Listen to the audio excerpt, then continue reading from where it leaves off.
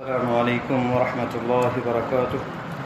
الحمد للہ وحدہ والصلاة والسلام علی من لا نبی بعدہ. اما بعد فاعوذ باللہ السمیع العلیم من الشیطان الرجیم. رب اشرح لی صدری ویسر لی امری واحلل عقدۃ من لسانی یفقہوا قولی. معزز سامعین، نبی کریم صلی اللہ علیہ وسلم کے پاس ایک صحابی رسول تشریف لاتے ہیں اور کہتے ہیں، اے نبی اللہ، قل لی فی الاسلام قولا، مجھے اسلام میں ایک ایسی بات بتا دیں کہ آپ کے بعد میں کسی اور سے وہ سوال نہ کروں، ایسی وہ جامع ہو، کامل نصیحت ہو کہ میں اسے مضبوطی سے پکڑ لوں اور مجھے کسی سے سوال کرنے کی ضرورت نہ رہے. تو آپ نے جو ارشاد فرمایا پیارے حبیب صلی اللہ علیہ وسلم نے فرمایا، قل آمنت باللہ ثم استقم، اے میرے صحابی کہو میں اللہ پر ایمان لایا، پھر اس پر ڈٹ جاؤ، اس پر استقامت کو اختیار کرو. استقامت بہت بڑی چیز ہے.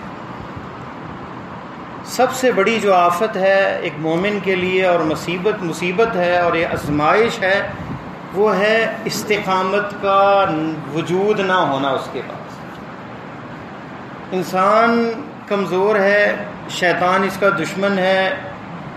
کچھ ایسے مراحل سے گزرتا ہے انسان کہ کبھی تو بہت نماز میں دل لگتا ہے، نماز کی طرف توجہ ہوتی ہے اور پابندی سے پڑھتا ہے، اور کچھ ایام ایسے ہیں کہ ایسی سستی ہوتی ہے کہ مسجد جانے کو دل نہیں چاہتا، قرآن کھولنے کو دل نہیں چاہتا. تو یہ دل کے مراحل ہیں. اس لیے پیارے حبیب صلی اللہ علیہ وسلم نے فرمایا، حدیث قدسی ہے، بندے کا دل جو ہے بین اصابع الرحمن، اللہ تعالیٰ کی انگلیوں کے درمیان میں ہے. یقلبها کیف یشاء، اللہ اسے پھیرتے ہیں، بدلتے رہتے ہیں. اور دل کو، القلب کو قلب اسی لیے کہا جاتا ہے کہ انہ یتقلب، کہ یہ پھر جاتا ہے، بدل جاتا ہے، ایک حالت میں نہیں رہتا.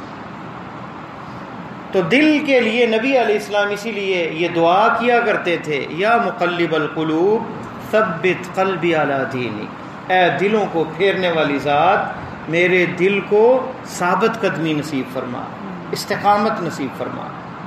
استقامت کے بارے میں اللہ نے قرآن مجید میں فرمایا، ان الذین قالوا ربنا اللہ، بے شک وہ لوگ جنہوں جو ایمان لائے اور انہوں نے کہا کہ اللہ ہمارا رب ہے، ثم استقاموا، پھر اس پر ڈٹے رہے، تتنزل علیہم الملائکہ، موت کے وقت فرشتے نازل ہوتے ہیں.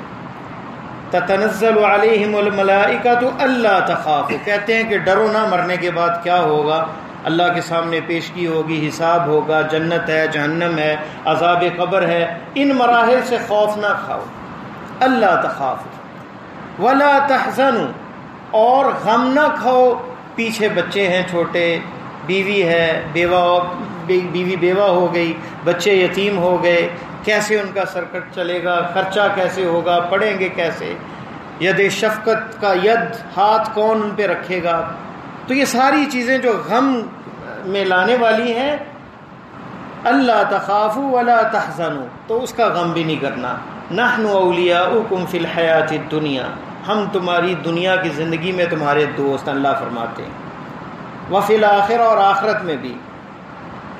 نحن اولیاؤکم فی الحیات الدنیا، اور پھر فرمایا وَلَكُمْ فِيهَا اللہ تخافوا ولا تحزنوا وَأَبْشِرُوا، تیسری چیز وَأَبْشِرُوا بِالْجَنَّةِ الَّتِي كُنْتُمْ تُوعَدُونَ، اس جنت کا تمہیں بشارت، خوشخبری دی جاتی ہے جس کا تم سے وعدہ کیا گیا تھا. اور اس میں کیا ہے، وَلَكُمْ فِيهَا مَا تَشْتَهِي الْأَنفُسُ، جو نفس چاہے گا. بندہ چاہتا ہے کہ روسٹ کیا ہوا گوشت کھانا ہے، روسٹ کیا ہوا گوشت آ گیا. پرندے اڑتے جا رہے ہیں، تمنا کی کہ میں یہ کھانا چاہتا ہوں، کس کنڈیشن میں تمنا کی، جاہز، تمام تیار ہو کے سامنے آ گئے. فاکہۃ کثیرہ، بہت زیادہ پھل ہے، لا مقطوعۃ ولا ممنوع، ٹوٹے ہوئے نہیں ہیں جیسے ہم بیچتے ہیں خریدتے ہیں، یہاں جو اوپر لگے ہوئے ہیں. ضرورت ہوئی تو وہ جو ہے دانیاں جھک جائیں گی، وہ جو ہے ٹہنی برانچز اس کی جو ہے فروٹس کی، اور جو بندہ چاہے گا وہ کھا لے گا.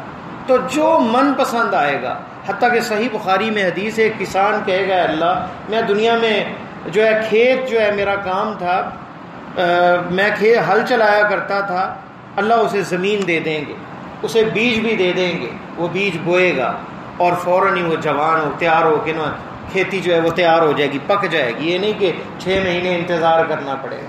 تو ہر وہ نفس جو چاہے گا اسے ملے گا۔ یہ ہے وہ جنت جس کا وعدہ استقامت کی راہ پہ چلنے والوں کے لیے کیا گیا ہے۔ اور دنیا میں استقامت کیسے؟ تو مفسرین لکھتے ہیں کہ جب سوال کریں گے فرشتے اس سے من ربو کا، ما دینو کا، من نبیو کا، تو وہ جواب صحیح بندہ دے گا، کیونکہ اس نے زندگی استقامت والی گزاری ہے۔ اور ایک اور حدیث میں یہ ہے کہ جو بندہ استقامت کی راہ اور دین پر نہیں چلتا، جب اسے پوچھا جائے گا تو وہ کہے گا سمعت الناس یقولون، میں نے لوگوں سے سنا تھا ایسے وہ کہتے تھے، ہا لا ادری، ہائے افسوس مجھے نہیں پتا، بھول جائے۔ اور وہ بندہ جس نے اس کلمے کے مطابق، اس دین کے مطابق زندگی گزاری ہوگی، وہ کہے گا کہ میں نے اس اللہ پر ایمان لایا، اس کی تصدیق کی، اس کے احکامات کو مانا، اور پھر نبی صلی اللہ علیہ وسلم کے بارے میں ہر چیز پہ وہ صحیح جواب دے گا۔ اور یہ وہ استقامت ہے، اور یہ وہ اللہ تعالیٰ کی طرف سے جو انعام ہے بندے کو کہ قبر کے اندر اللہ اسے استقامت دیں گے کہ سوال و جواب، جو سوال ہوں گے ان کا جواب صحیح دے گا بندہ۔ تو بات یہ ہے کہ استقامت کی راہ کیسے اختیار کی جائے، ذریعہ اور طریقہ کیا ہے۔ ہر بندہ تو چاہتا ہے کہ مجھے یہ مل جائے، اس کے ذرائع بھی تو ہوتے ہیں۔ پہلی بات، استقامت کے لفظ کے اندر ہی الف سین اور تا یہ مادہ ہے، اور یہ مادہ جو الف سین تا کا یہ طلب کا ہے۔ استدعاء ہم اردو میں استعمال کرتے ہیں کسی کو بلانے کے لیے، تو اس میں اللہ سے استقامت کی دعا ہے سب سے پہلے، اللہ قائم رکھے دین پر مجھے۔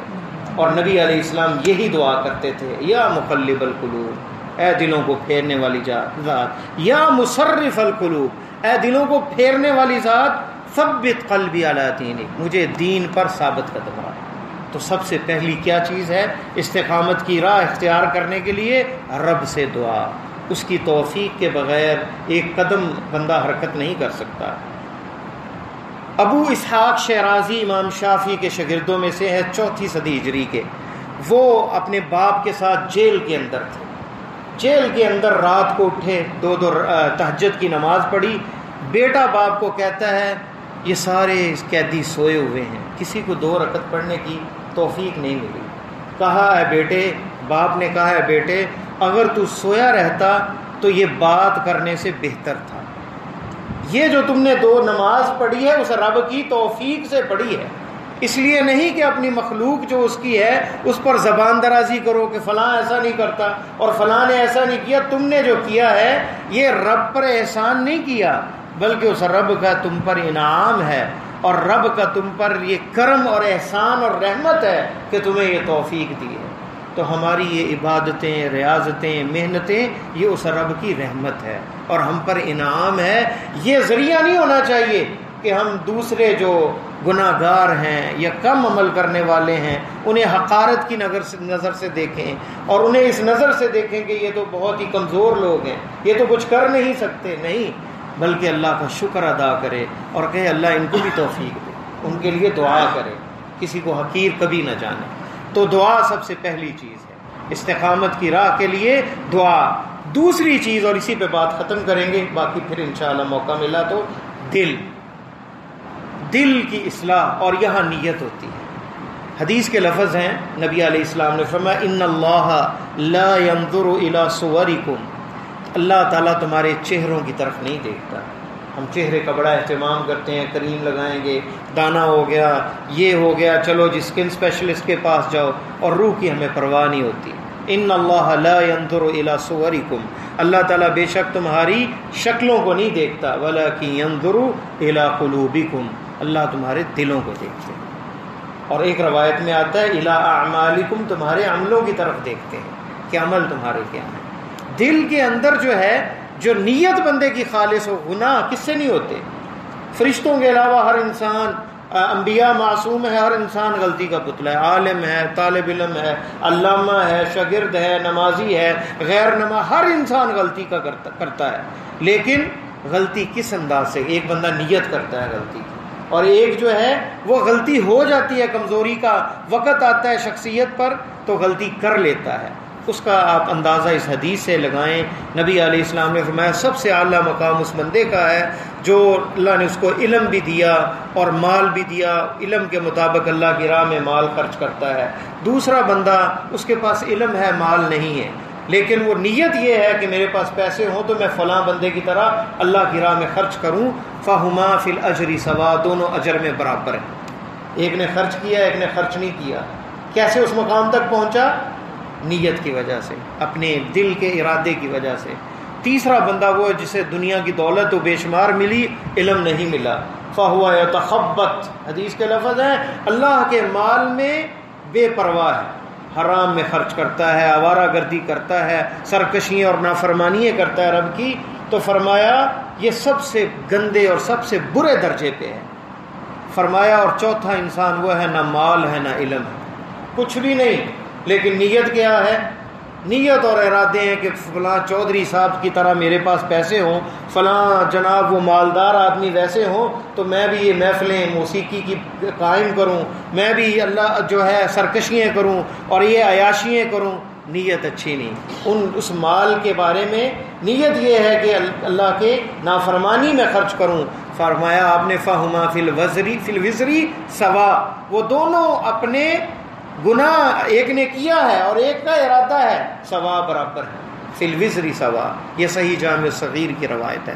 تو اپنے اعمال کو، اپنی نیتوں کو، اپنی فکروں کو، اپنی سوچوں کو سدھار لیں، ان کو صحیح کر لیں۔ اور اس لیے فرمایا گیا کہ نیت المؤمن خیر من عملہ، مومن کی نیت اس کے عمل سے اچھی ہونی چاہیے۔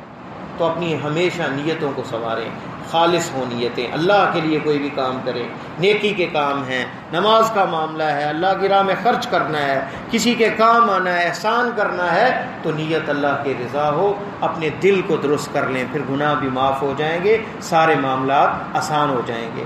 تو آج ہم نے کیا پڑھا؟ استقامت کی راہ کے لیے دعا، اور دوسری چیز کیا ہے؟ اپنے دل کی اصلاح کرنا۔ اور باقی انشاءاللہ تعالی جو ذرائع اور وسائل ہیں استقامت کی راہ میں انشاءاللہ اگلے درس میں بیان ہوں گے۔ اللہ سے دعا کہ اللہ مجھے اور آپ کو قرآن و سنت پر عمل کرنے کی توفیق عطا فرمائے۔ السلام علیکم۔